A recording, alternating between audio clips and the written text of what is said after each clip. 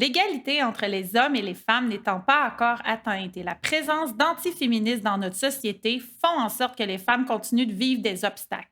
Le mouvement féministe poursuit sa lutte afin que toutes ces barrières tombent et le mouvement se décline de plusieurs façons et à travers différents courants. L'approche intersectionnelle, qui prend en compte le croisement, par exemple, d'être une femme qui, en plus, est racisée ou d'être une femme qui, en plus, est handicapée, est un courant fort et répandu du féminisme actuel. Le féminisme intersectionnel.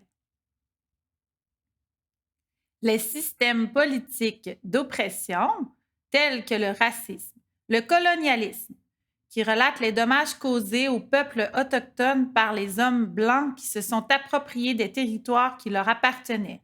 Le capacitisme, qui fait référence à la perception des personnes handicapées comme ayant des incapacités, ont des impacts significatifs pour les personnes.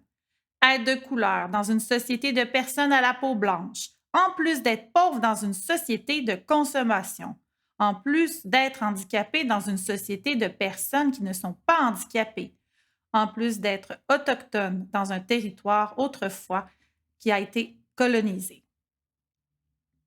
Comme il a été mentionné plus tôt, tous ces impacts accumulés et vécus quotidiennement par les femmes sont des obstacles dans leur vie. À l'inverse, le fait de ne pas les vivre est facilitant.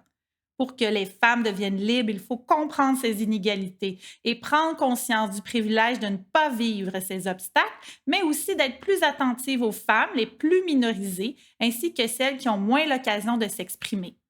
Le féminisme intersectionnel demande une grande solidarité entre toutes les femmes dans toute leur lutte pour l'égalité et la liberté. Dans la région de Québec, le RGFCN défend les droits des femmes et participe aux décisions stratégiques concernant entre autres le développement régional, la santé, le logement et le transport.